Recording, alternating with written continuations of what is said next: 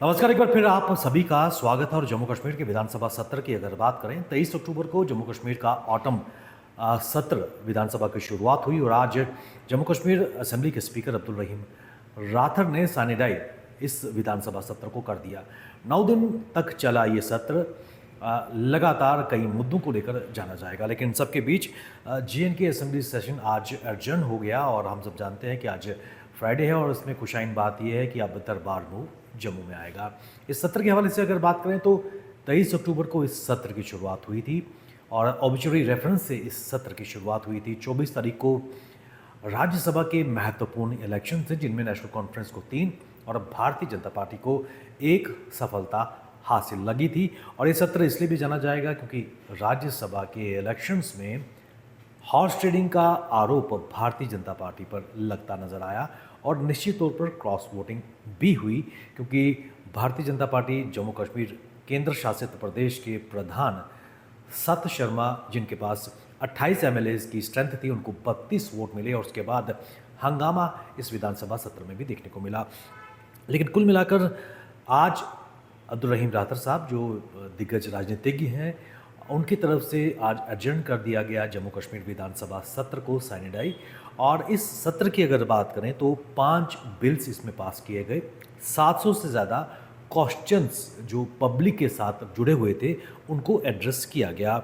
और आप इस साथ साथ ये भी बताते चलें कि इस असेंबली सेक्रेटरी को 732 प्रश्न मिले थे, जिनमें से 682 का एडमिट किए गए थे।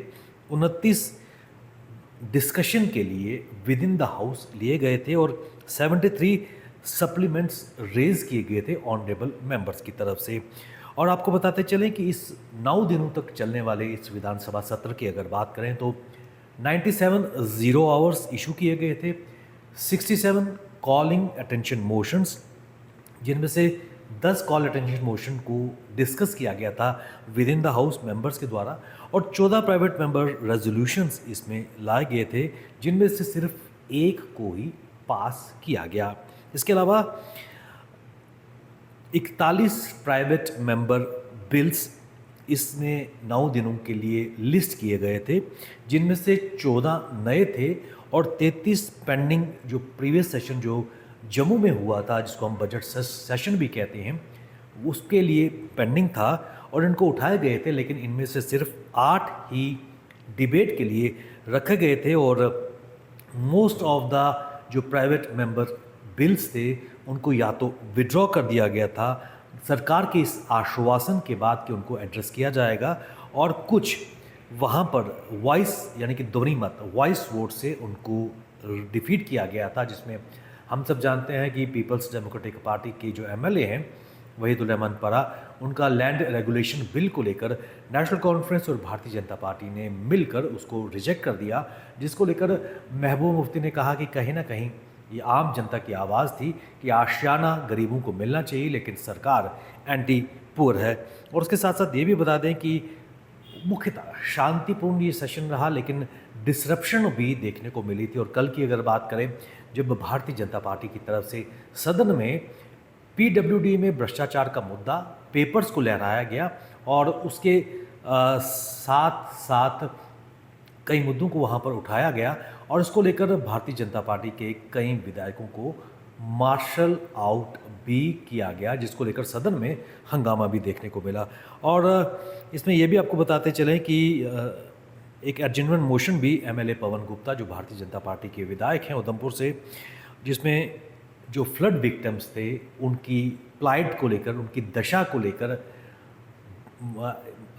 एडजमेंट मोशन लाने का प्रयास किया गया। ये तस्वीर कल थी, आज उस पर बात की गई। लेकिन सबसे बड़ी बात जिसको लेकर जम्मू कश्मीर के कुछ तबके, क्योंकि सबसे बड़ा मुद्दा डेली वेजर्स का था और डेली वेजर्स को एक बार फिर निराशा हाथ लगी, क्योंकि इस विधानसभा सत्र से वो आशा कर रहे थे कि डेली वेजर्स का मुद्दा सरकार इस विधानसभा सत्र में उठाएगी, लेकिन उनको निराशा ही लगी। और उसके साथ साथ चाहे हम आशा वर्कर्स की बात करें, आंगनवाड़ी वर्कर्स की बात करें, उनकी जो दिराना मांग काफ़ी देर से पड़ी थी उसको लेकर भी उनकी आशाएं थी और जम्मू में लगातार प्रोटेस्ट चलते हुए नज़र आए थे, लेकिन उनका मुद्दा वहाँ पर उठाया नहीं गया। उन सब के बीच कुल मिलाकर जिसका जिक्र अब्दुल रहीम रादर साहब ने भी किया, जो स्पीकर हैं। उन्होंने कहा कि कुल मिलाकर एक शांतिपूर्ण और कॉर्डियल तरीके से ये 9 दिनों का सेशन चला और इसके बाद अब जम्मू में बजट सेशन निश्चित तौर पर होगा। कितनी उसकी अवधि होगी, फरवरी में आशा की जा रही है कि शायद बजट जो सत्र सरकार पेश करेगी उसको लेकर। लेकिन आपको बताते चलें कि राज्यसभा इलेक्शंस को लेकर राजनीतिक गलियारों का पहला अध्याय समाप्त हो चुका है। 11 नवंबर को बड़गाम और नगरोटा विधानसभा के बाई इलेक्शंस भी होने को हैं, जिसको लेकर लगातार राजनीतिक सरगर्मियां चलती हुई नजर आ रही हैं। लेकिन पिछले 9 दिनों से जो एक उत्सव का माहौल खासकर सिविल सेक्रेटरीट कश्मीर में देखने को मिला, आज वो इख्तिताम पजीर हुआ, समाप्त हुआ है। और जो भी रेस्पेक्टिव एमएलएज हैं अपनी अपनी कॉन्स्टिट्यूंसी की तरफ बढ़ गए हैं और कुल मिलाकर सब ने कहा कि कुछ मुद्दों को उठाने की आवश्यकता थी। लेकिन एक सबसे बड़ा मुद्दा महराज मलिक की डिटेंशन को लेकर ही भी ये सत्र जाना जाएगा, क्योंकि उनकी रिहाई को लेकर भी यहाँ पर आवाज़ उठाने का भी प्रयास यहाँ पर किया गया। लेकिन एक एमएलए महराज मलिक की अगर बात करें, आप उनके बयानों के लिए वो डिटेन किए गए थे, पीएसए उन पर लगाया गया हुआ था। लेकिन क्या जम्मू कश्मीर में जो मुद्दे खासकर फ्लड से इफ़ेक्टेड जो एरियाज़ हैं उनको कंपनसेशन राहत मिल पाएगी, और उसके साथ साथ डेली वेजर्स क्या रेगुलराइजेशन की जो मांग पिछले कई सालों से करते आए हैं, क्या सरकार आने वाले समय में उस पर ध्यान देगी। मुख्यतः ये सत्र सुचारू ढंग से चला है, लेकिन राजनीतिक सरगर्मियों के लिए ये सत्र भी जाना जाएगा। बने रहिए आप हमारे साथ। तमाम अपडेट के लिए हमें दीजिए इजाज़त। नमस्कार।